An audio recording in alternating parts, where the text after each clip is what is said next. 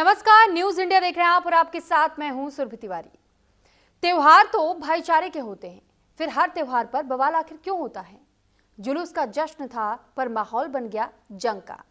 12 वफात के मौके पर देश के कई हिस्सों में जो तस्वीरें सामने आई, उन्होंने त्योहार की रूह को झकझोर दिया। जगह जगह विवादित नारे लगे, कुछ जगहों पर तो झंडे ऐसे लहराए गए जो पहले से ही बैन थे, और फिर वही हुआ जो अक्सर होता आया है। पुलिस तैनात हुई, कई लोगों पर एफआईआर भी दर्ज हुई। अब सवाल ये कि क्या धार्मिक जुलूस अब शक्ति प्रदर्शन का माध्यम बनते जा रहे हैं? क्या हर त्योहार अब टकराव का मौका बनता जा रहा है? और सबसे बड़ा सवाल, क्या इन घटनाओं के पीछे कोई सोची समझी रणनीति है? आज हम इन सभी सवालों का जवाब तलाशेंगे और इस पर बातचीत भी होगी, लेकिन तथ्यों के साथ जो बातचीत होगी वो आप तक पहुंचाएंगे भी, बस जिम्मेदारी के साथ। लेकिन आपको उससे पहले दिखाते एक खास रिपोर्ट।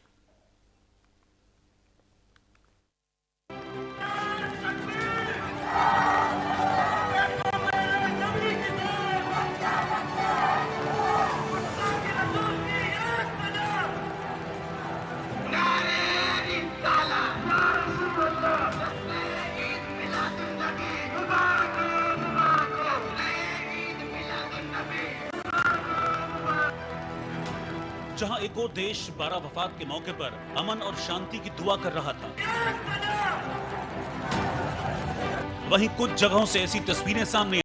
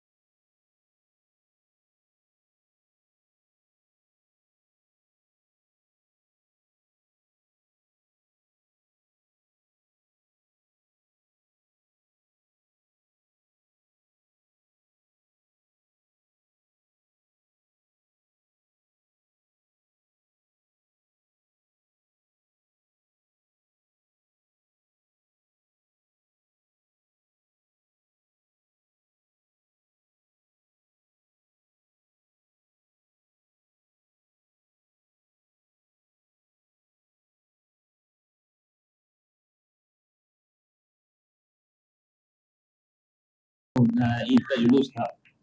उस संबंध में एक ज्ञापन देने हिंदू समाज के लोग अभी थाना कोतवाली पर एकत्रित हुए थे, जिसमें उनके द्वारा कुछ तथ्य दिए गए हैं, जिसकी जांच की जा रही है और जांच के बाद इसमें जो भी वैधानिक कार्रवाई रहेगी, यदि कोई वैधानिक कार्रवाई हो सकती है तो उस पर विचार किया जाएगा और प्रकरण पंजीबद्ध किया जाएगा।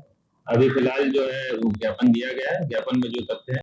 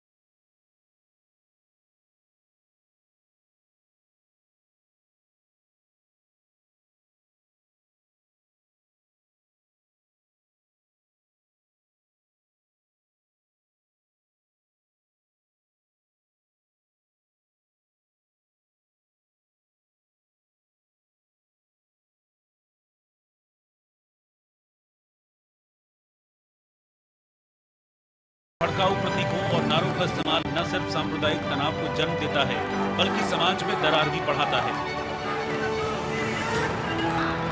सवाल यह है कि क्या ये सिर्फ कुछ लोगों की करतूत है या इसके पीछे कोई सोची समझी साजिश है।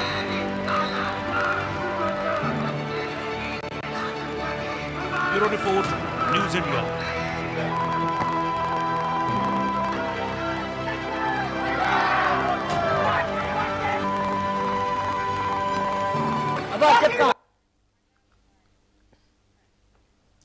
और इस पर हमसे चर्चा करने के लिए बेहद खास मेहमान हमारे साथ जुड़ चुके हैं। सबसे पहले स्वागत कर लेते हैं मेहमानों का। मोहम्मद उस्मान अजहरी जी हमारे साथ इस्लामिक स्कॉलर जुड़े हुए हैं। बहुत स्वागत है सर आपका न्यूज़ इंडिया पर। स्वामी वेद पुत्र गिरी जी हमारे साथ जुड़े हुए हैं, हिंदू धर्म गुरु हैं आप। बहुत स्वागत है सर आपका भी न्यूज़ इंडिया पर। और राजेश भारती जी सीनियर जर्नलिस्ट हमारे साथ इस वक्त जुड़े हुए हैं न्यूज़ इंडिया पर। सर बहुत स्वागत आपका भी। सबसे पहले सर मैं राजेश भारती जी हमारे साथ जुड़े हुए हैं। सर मैं आपसे थोड़ा सा ये डिटेल में समझना चाहूंगी कि आखिर जिस तरीके से हम जब भी इस तरीके की स्टोरीज करते हैं या जब हम स्टोरीज को कवर करके और अपने दर्शकों तक पहुंचाते हैं, सर सवाल हर बार यही घूम फिर करके आ जाता है कि आखिर हर बार धर्म के मामले को ऐसा मुद्दा क्यों बना दिया जाता है, इसे सेलिब्रेट किया जाना चाहिए पर विवाद क्यों? देखिए, इस संदर्भ में तो दो धारा है। एक यूरोप की धारा है जो कह रहा है, क्लियर कट वो कह रहा है कि separation between state and religion. वैसे वहां चर्च कहा गया लेकिन उसको रिलीजन करना चाहिए, कि धर्म और राज्य के बीच में पूर्ण अंतर होगा। और एक धारा हमारे देश में है जो हम कह रहे हैं इक्वल ट्रीटमेंट टू ऑल, कि सभी धर्मों के साथ हम एक जैसा व्यवहार करेंगे। अब हमारे देश में सभी धर्मों के साथ एक जैसा व्यवहार की स्थिति नहीं है और न ही राज्य धार्मिक मामले में से बचने की कोशिश कर रहा है। तो जब स्टेट जो है रिलीजियस अफेयर्स में इन्वॉल्व होगा तो किसी न किसी कम्युनिटी को फेवर किया जाएगा, और जिस कम्युनिटी को आप फेवर करेंगे दूसरी कम्युनिटी जो है वो डिप्राइव फील करेगी। जो डिप्राइव फील करेगी वहां कुछ लोग के लिए वो अवसर बन जाता है कि जैसे मान लीजिए ये जुलूस निकला, इसमें हजारों लोग हैं जुलूस में, क्या वो हजारों लोगों की संख्या पाकिस्तान के झंडे या और ऐसे झंडे लहराए जाए गए हैं सारे लोग। ठीक है सर, आपके ऑडियो में कुछ टेक्निकल ग्लिच है, मैं आपके पास लौटूंगी। हमारे साथ हिंदू धर्म गुरु भी बने हुए हैं, इस्लामिक स्कॉलर भी बने हुए हैं। मैं इस वक्त सर मैं आपके पास लौट रही हूँ। सर आपके ऑडियो में कुछ ग्लिच है सर, उसे दुरुस्त करने का हम प्रयास करेंगे। मोहम्मद उस्मान जी, अभी आपने ये रिपोर्ट भी ज़रूर देखी और सुनी होगी या खबर आपको भी ज़रूर मिली होगी। सर जब इस तरीके के जुलूस निकलते हैं तो मैं आपसे समझना चाहूँगी कि आखिर इस तरीके के जुलूस को शक्ति प्रदर्शन में क्यों बदल दिया जाता है?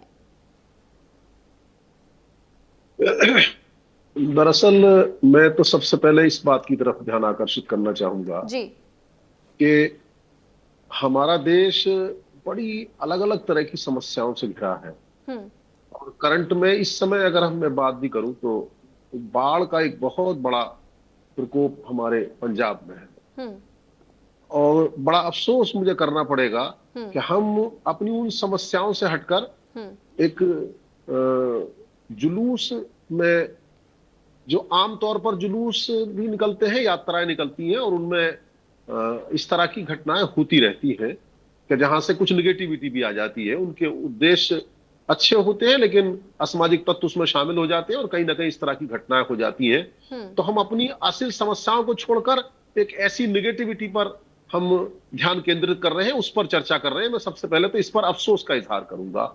उसके बाद अफसोस करूंगा इस बात पर कि अगर कहीं भी कुछ कोई आपत्तिजनक कोई नारा लगाया गया है तो यकीनन वो गलत बात है। कुछ ऐसा भी किसी भी मजहब के जुलूस में या यात्रा में ऐसा कोई काम नहीं होना चाहिए जिससे कोई आपत्तिजनक कोई माहौल। हमारे इस देश में जरूरत है एकता और अखंडता में सबको सहयोग करने की। कहीं ना कहीं ये चीज उसमें अगर पैदा हो जाए किसी भी चीज के जरिए तो मैं उसका अफसोस का इजहार करूंगा, उस पर भी आपत्ति करना चाहूंगा। अब एक बड़ी खास बात मैं कहना चाहूंगा कि जहां तक ऐसे किसी मामले का ताल्लुक है या किस तरह का नारा लगाया गया है, मैं बहुत ज्यादा मुझे जानकारी उसकी नहीं है आपकी तरफ से, जो इसमें जैसे इनवाइट किया गया तब मैंने सर्च करने की कोशिश की थी, तो उसमें जो नारा लगाया गया मैं उसे यहाँ दोहराना नहीं चाहूंगा। अलबत्ता नारों का भी हमारे यहाँ एक सिलसिला है, और वो मैं धार्मिक दृष्टि से अपने यहाँ धर्म के आधार पर नहीं कहना चाहता, मैं राजनीतिक लोगों की तरफ से और धार्मिक जुलूसों में शामिल होने और धार्मिक कार्यक्रम में शामिल होने वाले लोगों की तरफ से ऐसे बहुत सारे नारे लगाए जाते हैं। क्या उन नारों को दूसरा पक्ष अगर गौर करने की कोशिश करे तो उसे लगता है कि शायद ये हमें सुनाने के लिए है और ये हमें निशाना बनाकर ये सब कुछ किया जा रहा है।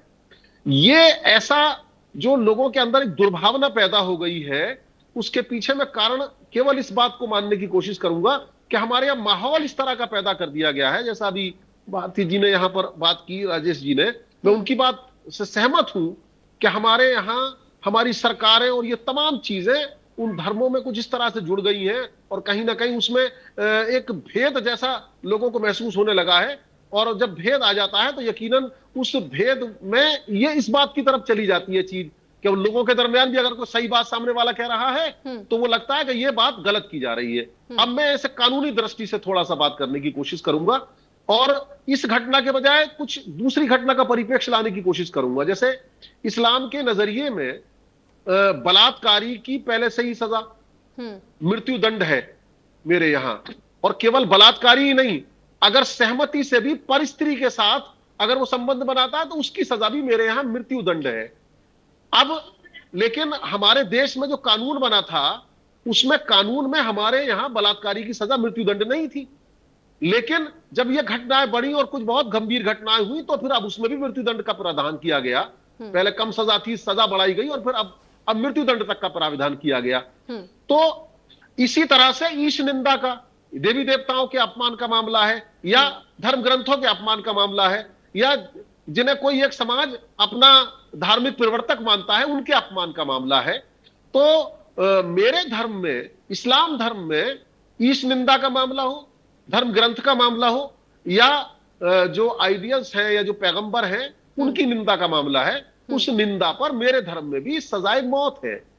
अब बचा दूसरा मामला, तो किसी भी धर्म में मैं समझता हूं जो धार्मिक व्यक्ति है वो अपने ना तो धर्म ग्रंथ का अपमान चाहता है, ना ही अपने वो किसी देवी देवता का, ना वो किसी अपने देव का, ना वो जिनको मानता है अपने धर्म प्रवर्तक का कोई भी अपमान सहन नहीं करता है। आपने कह दिया मोहम्मद उस्मान जी, बस आधी बात, आधा मिनट, ठीक है जल्दी पूरी तमाम में बस फर्क यह हो सकता है कि उनकी डिमांड, उन्होंने जो है ऐलान कर दिया कि हम उसकी सजा, अगर जो अपमान करने वाला है अपमान करने वाले की सजा जो है सर काटना है, और बाकी में हो सकता है कि वो सजा, जैसे हम कानूनी दृष्टि से बात करें तो वो सजा हमारे मुल्क में मृत्यु दंड नहीं है, सजाएं हैं, 3 साल की सजा है, 2 साल की सजा है, अलग अलग सजाएं हैं उसमें। तो बस इस सब चीज का फर्क है और इसे यह माना जाना चाहिए। मैं तो किसी भी धर्म में अगर धर्म के प्रवर्तक का या उसकी किताब का या देवी देवता का कोई अपमान करता है तो वो निंदनीय है, मैं उसकी निंदा करता हूं। सर निंदनीय हो सकता है लेकिन किसी की जान थोड़ी ले ली जाएगी। आपने कहा कि आपके धर्म में इसे पूरी तरीके से तवज्जो दिया गया है कि अगर किसी भी तरीके से कोई किसी के भी धर्म का अपमान कर देता है तो फिर इस तरीके की बातें कह दी जाती है, नारेबाजियां हो जाती है। सर ये सरतन से जुदा के नारे सबसे पहले कन्हैया लाल वाले मामले में सामने आए थे और उसके बाद से अब ये जुलूस में भी नारे बार बार जानबूझकर उठाए जा रहे। सर इसीलिए तो हम इसे सवाल पूछ रहे हैं, शक्ति प्रदर्शन। आपने पहला सवाल ये भी किया था। सर एक मिनट, मैं आप ही का जवाब जिम्मेदार चैनल होने के नाते हमने बाढ़ बारिश को लेकर भी तमाम खबरें, तमाम अपडेट्स अपने दर्शकों तक पहुंचाई है। मैंने आपकी बात को काटा नहीं, आपको समय दिया। सर आपने अपनी पूरी बात की है। अब मैं एक बार हिंदू धर्म गुरु का भी रुख करना चाहूंगी सर, उसके बाद मैं आपके पास दोबारा आऊंगी। अच्छा ठीक, चलिए कोई बात नहीं। स्वामी वेद पुत्र गिरि जी, आपने अभी सुना उस्मान जी को भी और साथ ही आपने सुना राजेश भारती जी को भी, लेकिन अब मैं आपके नजरियों से भी समझना चाहूंगी, जानना चाहूंगी कि क्या वाकई अगर कोई ईश निंदा कर देता है तो किसी की गर्दन काट देना ये सही है, या इस तरीके के जुलूस में ये शक्ति प्रदर्शन नहीं कहलाएगा तो सर क्या कहलाएगा? सबसे पहले सबको प्रणाम। प्रणाम सर। जो लोग जो है सरतन से जुदा की बात कर रहे हैं वो ईश्वर को नहीं जानते। ईश्वर अल्लाह तेरे नाम सबको सन्मत दे भगवान। ईश्वर एक है। अगर ईश्वर अलग होता तो पूरे दुनिया को प्रकाशित करने वाला सूर्य एक है, पूरे दुनिया को शीतलता देने वाला चंद्रमा एक है। कोई गंगा जल पिए या कोई सामान्य पानी पिए, सबकी प्यास बुझती है। अगर किसी को भूख लगा हो, किसी के घर में बना हुआ भोजन हो, चाहे वो मुस्लिम के घर में बना हुआ भोजन हो और चाहे हिंदू के घर में बना हुआ भोजन हो, वो भूख उससे मिटती है। लेकिन मुझे बहुत दुख हो रहा है कि मौलाना साहब बोल रहे हैं कि मेरा और तेरा, मेरे यहाँ और तेरे यहाँ। अरे मौलाना साहब, ये मत भूलिए कि आप हिंदुस्तान में रहते हैं, आप पाकिस्तान में नहीं रहते। और यहाँ रहने वाला कोई भी व्यक्ति अगर पाकिस्तान का झंडा दिखाता है और यहाँ के कानून को चैलेंज करता है कि सल्तन से जुदा, तो सबसे पहले सल्तन से जुदा करने का काम सरकार को करना चाहिए। अगर नहीं कर रहे हैं तो एक दिन सनातन अभी हाथ में चूड़ी नहीं पहना है। हम किसी की, हमारे यहाँ क्या है, अतिथि देवो भव, हमारे यहाँ क्या है, वसुधैव कुटुंबकम, हमारे यहाँ क्या है, सर्वे भवन्तु सुखिनः। हम सबके सुख में विश्वास करते हैं। धर्म परिवर्तन करने वाले झांगुर बाबा के खिलाफ आप लोगों ने क्यों नहीं सल्तन से जुदा किया? जो लोग गलत कर रहे हैं उनके खिलाफ कुछ नहीं है क्या? अगर भारत में ये बात हो रही है कि सरकारें झुकती हैं, सरकारें नहीं झुकती। मोदी साहब हमारे देश के प्रधानमंत्री हैं और वह सबके लिए काम कर रहे हैं। कोई भी लोक कल्याण की जो भी योजनाएं हैं, क्या उससे हिंदू, मुस्लिम, सिख, ईसाई या कोई भी पंथ मजहब का व्यक्ति हो, उसका लाभ नहीं मिल रहा है? लाभ मिल रहा है। लेकिन हमारे देश में पाकिस्तान का झंडा दिखाया जाए और कहे हम असंतुष्ट है, तो एकदम गलत बात है। इसको हम लोग बर्दाश्त करने वाले नहीं है। हमारे देश में आप कहते हैं ये मेरा देश है, भारत देश, जो मानता है मेरा देश है, मेरा देश है, आप भी मानिए मेरा देश है। लेकिन ये कहिए कि मेरा और तेरा धर्म, धर्म कैसे अलग अलग? धर्म मीन्स होता है धारण करने योग्य। प्रकृति ने जो कुछ दिया है सबके लिए दिया है। वो हिंदू, मुस्लिम, सिख, ईसाई से भेद नहीं करता।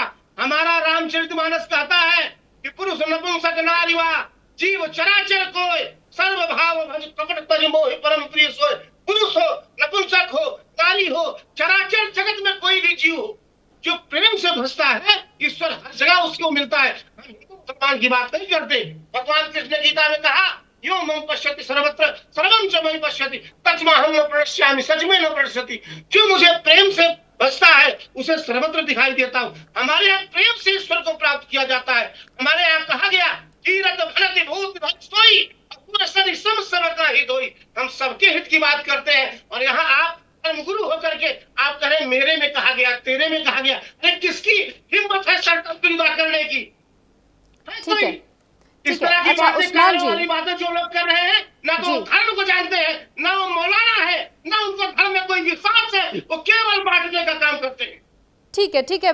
मैं आपके पास स्वामी जी लौटूंगी मैं आपके पास। हमारे यहाँ से पाकिस्तान, बांग्लादेश अलग हुए, अब नहीं होने वाला। अच्छा मोहम्मद उस्मान जी, जैसा अभी आपने थोड़ी देर पहले जिक्र भी किया कि हमारे धर्म में ये मान्यताएं हैं या लोग मानते हैं, ऐसी बातें कही जाती हैं, की जाती हैं। एक सवाल सर ये भी है, जब आप भारत में रहते हैं तो भारत का कानून ज्यादा मायने रखता है या फिर आपके धर्म के कानून के हिसाब से देश चलेगा? देखिए, देश अपने कानून से चलता है जहां तक देश का ताल्लुक है जी। तो देश चलना बिल्कुल अलग चीज है। और जो धर्म के मुताबिक आदमी की जो निजी जिंदगी है, जो धार्मिक जिंदगी है उसकी, वो उसके धार्मिक कानूनों के हिसाब से चलेगी। रही बात, देखिए, शब्दों का चयन अलग अलग हो सकता है। अगर कोई ऐलान करता है कि गोली मारो फला को, तो ये मैं समझता हूं, मैं तो नाम भी लेना नहीं चाहता किसने इस तरह का ऐलान किया, तो गोली मारो का क्या मतलब होता है? सल्तन से जुदा, अरे जो भी गोली मारे जाएंगे। अरे देखिए, मेरी सुनिए बात स्वामी जी, मैंने शांति से आपकी बात सुनी, मैंने शांति से आपकी बात सुनी, मैंने शांति, अरे मेरी बात, मैंने बड़ी शांति के साथ आपकी बात सुनी है। अरे आप कौन मानता है? स्वामी जी सुन लीजिए, कौन मानता है? स्वामी जी कम से कम बात सुन लीजिए। देखिए, मैं भी धर्मगुरु हूँ। अरे मैं आपके धर्मगुरु होने पर कोई उंगली नहीं उठा रहा हूं। मैं आपके धर्म ग्रंथ पर, आपकी किसी चीज पर कोई आपत्ति नहीं कर रहा हूं। मेरे यहाँ आ गया, मेरे यहाँ क्या?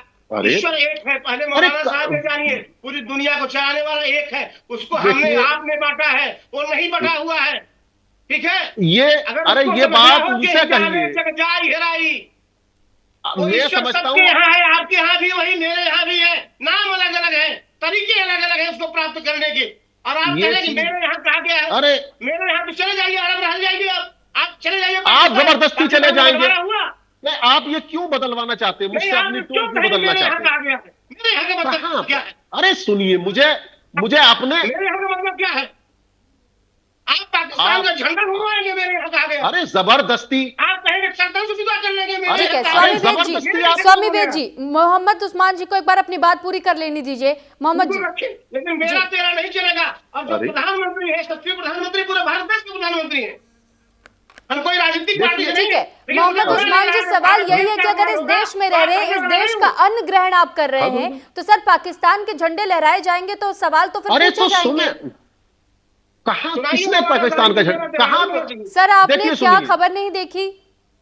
मेरी सुन तो ले कम से कम। जी देखिए, कोई पाकिस्तान का झंडा लहरा रहा है, अगर यहाँ पाकिस्तान का झंडा लहराएगा तो अपराध बनता है, यकीनन उसके खिलाफ आपराधिक गतिविधि के हिसाब से कार्रवाई होनी चाहिए। मैंने कब इस पर आपत्ति की है? रहा जो बात चल रही थी, भले ही आप मुझे कितना ही उकसाएं, मैं नहीं चाहता किसी का नाम लूं, मैं किसी को प्रसिद्धि इस नाम से नहीं देना चाहता कि उसने फला आपराधिक अपना जो है बयान देने की कोशिश की थी, मैं इस पर वो नहीं देना चाहता। अलबत्ता मैं एक बड़ी खास बात कहना चाहूंगा, देखिए, और जिसमें सब लोगों के लिए ये पैगाम छुपा है कि वाणी ऐसी बोलिए मन का आपा खोए और उनको शीतल करे आपहु शीतल होए। यकीनन हमें अपना संयम बरकरार रखना चाहिए, अपने शब्दों का चयन बेहतर करना चाहिए। कितना बरकरार रखें हाँ। मौलाना साहब, आप अरे पाकिस्तान ये के क्या बात झंडा का हुई? समर्थन देखिए, कर रहे हैं, आप- सरपंच चिंता का समर्थन कर रहे हैं, आप किसका समर्थन आप कर रहे हैं? समर्थन कर रहे हैं, और आप समर्थन आप कर रहे हैं। मैंने, सहयोग मेरा शब्द रखते हैं, दिखाइए, मैंने देश का किसका बंटवारा समर्थन होगा। किया है? मैंने किसका समर्थन किया है? क्या मैंने आपने कोई कहा समर्थन कि नहीं किया। मेरे यहाँ कहा गया, मेरे यहाँ का मैं मतलब आप- क्या बता दीजिए, हम आपकी अरे- बात मान लेंगे। आप मेरे यहाँ का मतलब, ये मेरे यहाँ अरे का सुनिए, मैं सुनिए ना, सुनाइए। मुझे अपने धर्म ग्रंथ का व्याख्या करने का हक है। मैं जिस धर्म को मानता हूं मैं उसे अपना ही कहूंगा, मैं उससे नहीं कह सकता कि यह आपका धर्म ग्रंथ है। आपको अपने धर्म ग्रंथ का पालन करने का भी हक है, उसकी व्याख्या करने का भी हक है, जैसे अभी आपने व्याख्या की थी। लेकिन मैं, अगर उसमें कोई कमी भी मुझे नजर आती है तो मुझे यहां कहने का हक नहीं है। आप अपने तौर पर यह जो उपदेश देने की बात कर रहे हैं कि एक ही ईश्वर को माने, एक क्यों माने, आप उनसे कहें ना जो एक ईश्वरवाद के खिलाफ है। मैं तो एक ईश्वरवाद वाला ही तो हूं, मैं तो एक ईश्वर को मानता हूं। जो एक ईश्वर को नहीं मानते, दूसरे नफरत क्यों करते? पूरा कौन दुनिया को कहता है? ब्रह्मांड को फैलाने अरे वाला नहीं, वही ऐसा नहीं है। तो राम कहिए चाहे ऐसा कहिए। नहीं है, ऐसा नहीं ऐसा है। क्या? मेरे तो मजहब का नाम ही शांति है, मेरे तो मजहब का नाम ही अमन है, इस्लाम का तो मानी ही अमन अमन है। है, आप अमन है। उसे गलत प्रचार, कश्मीर में जो है नाम पूछ के मारे जा अरे रहे हैं, तेरा- जाति पूछ के सुन- मारे जा रहे हैं। तो सुनो ना, आप जो है, आपके मौलाना उन झामुर बाबा, उसको बाबा कहना लानत है, अरे वो धर्म परिवर्तन करा रहा है। सुन लीजिए आप, तो नहीं है। आप सुनिए कहेंगे आप। मेरे धर्म का नाम अमन है, हम इसी कहते हैं, आप इसी को किसी इंसानियत कहते हैं। एक बिंदु पर बात कीजिए, आप इधर उधर मत भटकिए। हम इसी बिंदु पर बात कर रहे हैं। तो फिर आप केवल इस पर जिक्र प्रधानमंत्री की निर्णय होगी, जहाँ अरे, राष्ट्र के आप- खिलाफ झंडा ये होगा, क्या तरीका है वहाँ आपका? से ही बात करेंगे। आप ये तरीका क्या है आपका? तरीका क्या है बताइए आप? स्वामी जी आप क्यों- और मोहम्मद जी, आप देखिए, बीच में अगर क्यों अगर बोलते उस्मान हैं? जी सुनिए, मैं तो अगर आपको आप बीच में दोनों नहीं इस बोला। तरीके से अगर एक क्या दूसरे बोलते हैं? एक साथ सर बोलेंगे तो कोई अगर आपको आप सुन किसी नहीं को पाएगा। बोलने सर नहीं एक देंगे लास्ट तो कैसे बात रिएक्शन, चलेगी? सर आप समय बोलिए, का अभाव है। बोलिए। सर समय का अभाव है। एक छोटा सा रिएक्शन मैं राजेश जी आपसे भी लेना चाहती हूँ, क्योंकि हर बार धर्म एक ऐसा मुद्दा बन जाता है जिसको लेकर के अक्सर इसी तरीके के टकराव देखने को मिलते हैं। अब जुलूस हो या यात्रा हो, दोनों तरफ से हम देखते हैं कि लोग ये प्रयास करते हैं कि शक्ति प्रदर्शन क्यों ना कर दिया जाए। तो सर वो भावना कहाँ और क्यों खत्म हो रही है? कौन इस दंगे की आग को भड़काने के प्रयास कर रहे हैं? देखिए, जहां तक धर्म का सवाल है ना, तो ये बात अक्रॉस द ग्लोब के लिए है कि रिलीजन इंडिविजुअल सब्जेक्ट है। कि यदि अल्लाह, ईश्वर या कोई भी, यदि भगवान मुझे दर्शन देंगे तो मैं ये नहीं कहूंगा मैं रुकिए मैं अपनी पत्नी को भी बुला लूं या अपने बच्चे को भी बुला लूं। धर्म जो है ईश्वर और भक्त के बीच का सीधा संबंध है जी। ये जो सार्वजनिक प्रदर्शन है धर्म का ना, वो किसी भी धर्म में होगा, और जहां एक से अधिक धर्म किसी खास समुदाय के बीच किसी खास जमीन पे निवास करेंगे तो वहां इस तरह के झगड़े होंगे और उसका कुछ लोग राजनीतिक लाभ लेने के लिए इस्तेमाल करेंगे। धर्म जो है सार्वजनिक प्रदर्शन का विषय नहीं है, ये बात हमें सबसे पहले समझना होगा। और इस संदर्भ में स्पष्ट रूप से सुभाष चंद्र बोस की जो थ्योरी है कि धर्म को पब्लिक प्लेसेज पे परफॉर्म करने की इजाजत नहीं होगी नए भारत में, हमने इस बात को सख्ती से लागू नहीं किया। ये अभी तो आप उपद्रव की बात कर रहे हैं, चीजें और भी खराब हो। ठीक है सर, माफी के साथ आपको यहाँ पर रोकना पड़ा है क्योंकि सर समय का अभाव है। वाकई में आप हमारे साथ जुड़े, आप तीनों का बहुत बहुत धन्यवाद। मोहम्मद उस्मान अजहरी जी हमारे साथ इस्लामिक स्कॉलर जुड़े, स्वामी वेदपुत्र गिरी जी हमारे साथ हिंदू धर्म गुरु जुड़े, और राजेश भारती जी सीनियर जर्नलिस्ट हमारे साथ जुड़े। आप तीनों को बहुत धन्यवाद अपनी अपनी बात रखने के लिए और हमारे साथ जुड़ने के लिए और हमारे सवालों के जवाब भी देने के लिए। इसी के साथ यहाँ रुक रहे एक छोटे से ब्रेक के लिए।